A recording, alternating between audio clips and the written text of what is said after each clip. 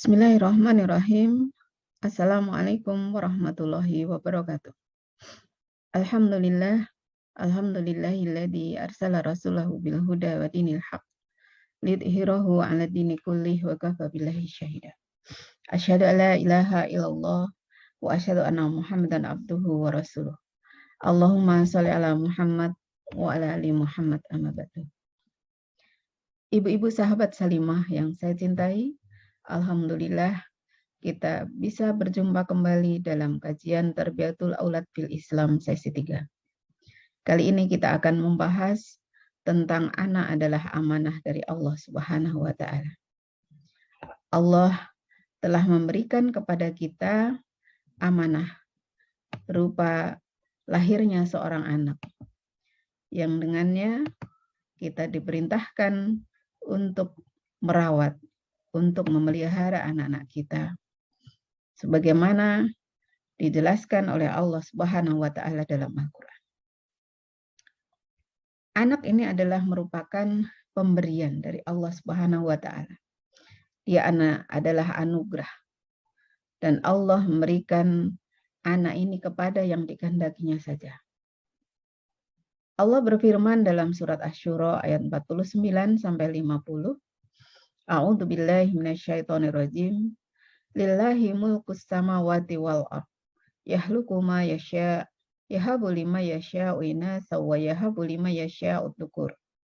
Aw yuzawwijuhum dhukrana wa inatha wa yaj'alu man yasha'u aqima. Innahu alimun qadir. Milik Allah lah kerajaan langit dan bumi. Dia menciptakan apa yang Dia kehendaki, memberikan anak perempuan kepada siapa yang Dia kehendaki, dan memberikan anak laki-laki kepada siapa yang Dia kehendaki. Atau Dia menganugerahkan jenis laki-laki dan perempuan, dan menjadikan mandul siapa yang Dia kehendaki. Dia Maha Mengetahui, Maha Kuasa. Ibu-ibu sekalian, anak adalah pemberian anugerah Allah kepada kita. Anak diberikan oleh Allah Subhanahu wa taala kepada siapa saja yang dikehendakinya. Baik dia merupakan anak perempuan atau anak laki-laki, atau diberikan sekaligus anak perempuan dan anak laki-laki. Ada yang berikan anak banyak, ada yang diberikan sedikit. Ada yang bahkan Allah kehendaki dia tidak memiliki keturunan. Ini semuanya diketahui oleh Allah Subhanahu wa taala dan terjadi atas kuasa Allah Subhanahu wa taala. Maka marilah kita yang diberikan keturunan oleh Allah Subhanahu wa taala, baik sedikit ataupun banyak, kita syukuri. Kita terima dengan lapang dada, dengan rasa syukur dan sabar. Semoga Allah Subhanahu wa taala menjadikan kita orang-orang yang senantiasa mampu ridho, mengimani apa yang dikehendaki oleh Allah Subhanahu wa taala kepada kita. Nah, lalu bagaimana dengan anak yang diberikan kepada kita itu? Allah Subhanahu wa taala menjadikan anak sebagai amanah bagi kita. Allah berwasiat di dalam surat An-Nisa ayat 9. A'udzu billahi minasyaitonir rajim. Wal yakhshal ladzina law taraku min khalfihim dzurriyyatan dhi'afan khafu 'alaihim falyattaqullaha wal yaqulu qawlan sadida.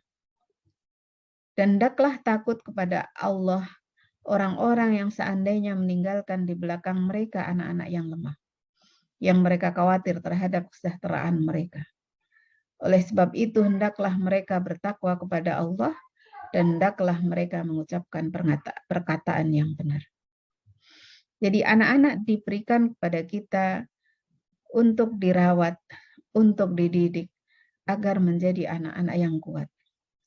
Agar mereka tidak menjadi anak-anak yang lemah.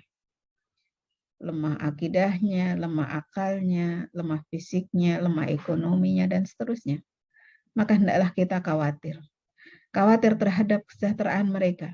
Disinilah satu amanah yang sangat berat bagi orang tua ketika dia dikaruniai dengan seorang anak, 2 orang anak atau lebih. Ya. Karena di samping dia anugerah, dia adalah amanah.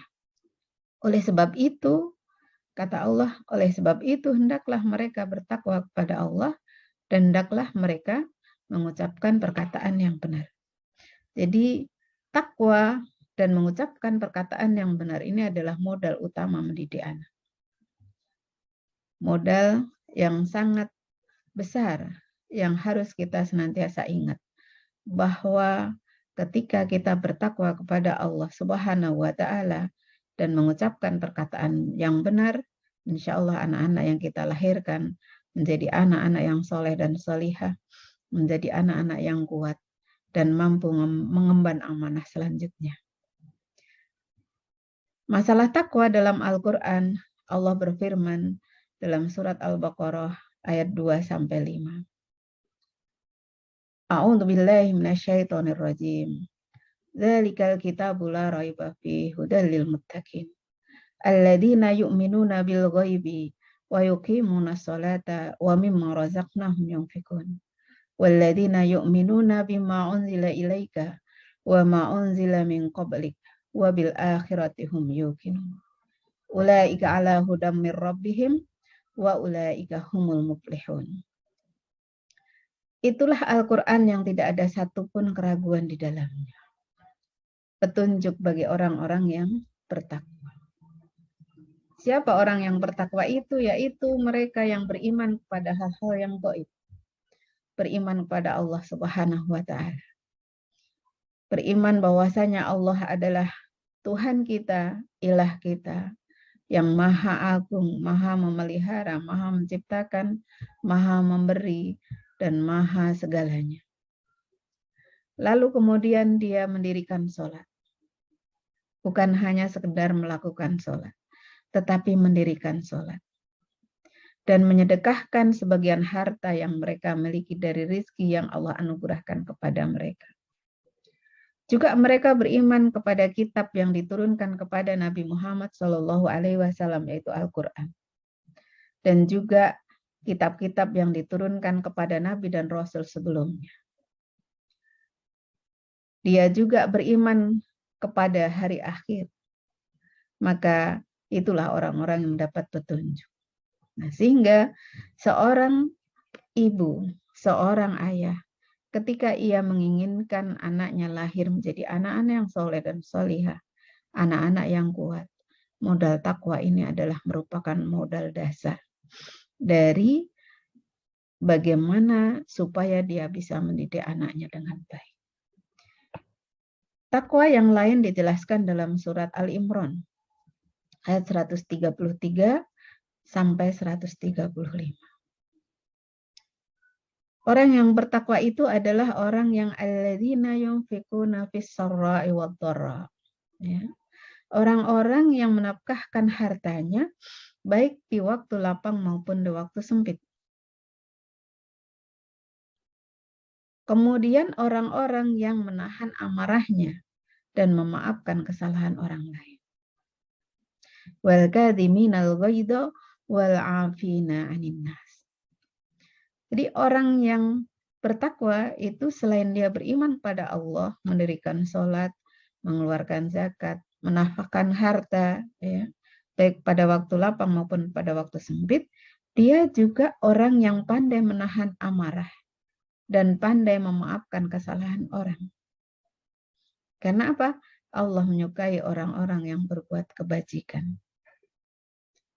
Orang yang bertakwa juga orang-orang yang apabila mengerjakan perbuatan keji atau menganiaya diri sendiri, mereka ingat akan Allah lalu memohon ampun dari dosa-dosa mereka. Ya. Jadi idza fa'alu fahisyatan aw dzalamu anfusahum dzakarullaha fastaghfaru lidzunubihim. Nah, disinilah kata takwa menjadikan modal bagi seorang ibu, seorang ayah dalam mendidik anaknya. Karena ternyata sifat takwa itu demikian lengkap. Beriman kepada Allah, mendirikan sholat, menafkahkan hartanya di jalan Allah, mampu mengendalikan amarah, mampu memaafkan kesalahan orang. Dan kemudian ketika dia melakukan kesalahan, dia segera ingat Allah dan beristighfar.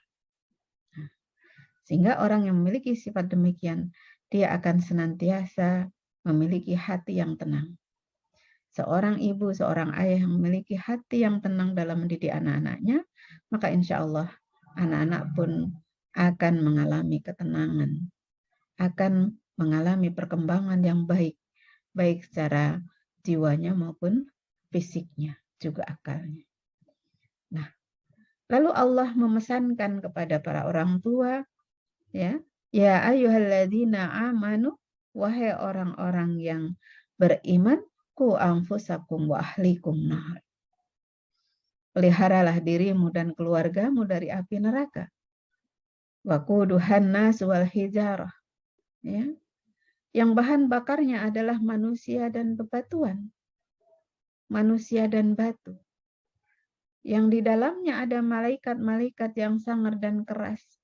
Dan mereka tidak pernah mendurhakai Allah. Tapi justru mereka selalu patuh menjalankan segala perintah Allah Subhanahu wa taala. Surat At-Tahrim ayat 6. Jadi takwa itu juga adalah selalu patuh menjalankan segala perintah Allah. Maka ketika kita ingin mendapatkan seorang anak yang kuat, seorang anak yang cerdas, seorang anak yang soleh dan solihah, kita harus berupaya untuk menjadi orang yang bertakwa, selalu patuh kepada Allah Subhanahu wa taala. Tentang perkataan yang benar. Berkata benar itu berarti tidak berdusta. Ya. Di dalam masyarakat kita sering terjadi ada kebiasaan-kebiasaan yang kurang bagus ya.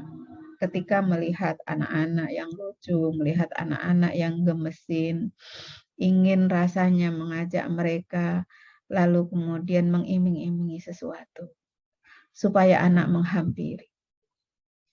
Padahal pada saat anak menghampiri, mau digendong, mau dicandain, dan seterusnya, dia tidak diberi apa-apa. Nah, kita diingatkan oleh Rasulullah Shallallahu Alaihi Wasallam. Ya, Rasulullah bersabda, ini yang diriwayatkan oleh Ahmad dari Ibnu Abi Dunya, dari Abu Hurairah radhiyallahu an, dari Rasulullah Shallallahu Alaihi Wasallam bahwa beliau bersabda, barang siapa berkata kepada seorang anak, kemarilah dan ambillah sesuatu, lalu ia tidak memberinya, maka perbuatan itu adalah suatu kedustaan. Ya. Pada saat kita ngiming-imingi anak untuk datang kepada kita, mengatakan kita akan memberikan sesuatu, mengatakan bahwa dia boleh melakukan sesuatu, tapi kemudian tidak boleh, tidak memberi sesuatu, maka itu adalah dusta. Jadi kita harus hati-hati.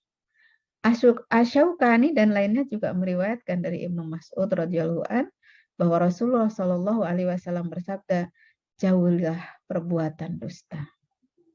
Jangan suka berbuat dusta. Nah, di dalam bahasa Jawa ngapusi ya, ngelimpek. Pada saat seorang ibu mau pergi, seringkali anak didustai, diapusi. Nah, ini harus kita hilangkan kebiasaan yang seperti ini.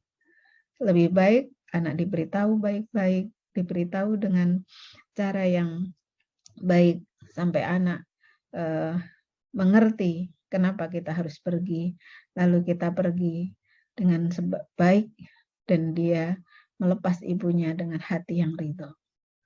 Nah, jadi jauhilah perbuatan dusta, sebab sesungguhnya dusta itu dapat mengakibatkan perbuatan jahat, dan sesungguhnya perbuatan jahat itu akan menyeret kepada api neraka. Selagi hamba itu berdusta dan terus-menerus berdusta, maka Allah akan menuliskannya sebagai seorang pendusta. Na'udzubillahi min dzalik. Menjadi seorang ibu, menjadi seorang ayah, jangan pernah membohongi anak. Jangan pernah berdusta kepada anak. Ketika kita mengatakan sesuatu, maka marilah kita berusaha untuk mengerjakan apa yang kita katakan itu. Ketika kita menyuruh pada anak sesuatu, untuk melakukan sesuatu, marilah kita berusaha juga melakukan apa yang kita perintahkan kepada anak-anak kita. Karena Allah juga mengingatkan kepada kita semuanya dalam surat As-Saff ayat 2 dan 3, ya. Ya ayyuhalladzina amanu lima taquluna ma la taf'alun. Kabura maqtan indallah an taquluna ma la taf'alun. Ya. Wahai orang-orang yang beriman, kenapa engkau mengatakan apa-apa yang tidak kamu lakukan? Sungguh amat besar kebencian di sisi Allah bagi orang-orang yang mengatakan apa-apa yang tidak dia lakukan.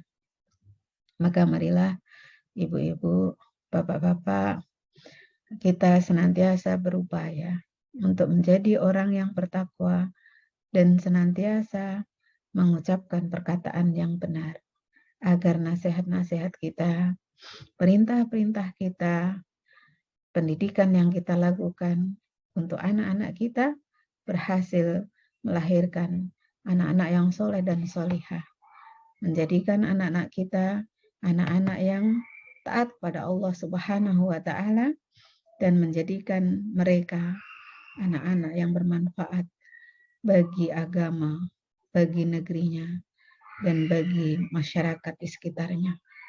Semoga Allah Subhanahu wa Ta'ala senantiasa memberikan kepada kita petunjuk dan bimbingannya, sehingga kita senantiasa berada di jalan yang benar. Demikian, ibu-ibu sekalian, semoga bermanfaat. Mohon maaf apabila ada hal yang kurang berkenan. Assalamualaikum warahmatullahi wabarakatuh.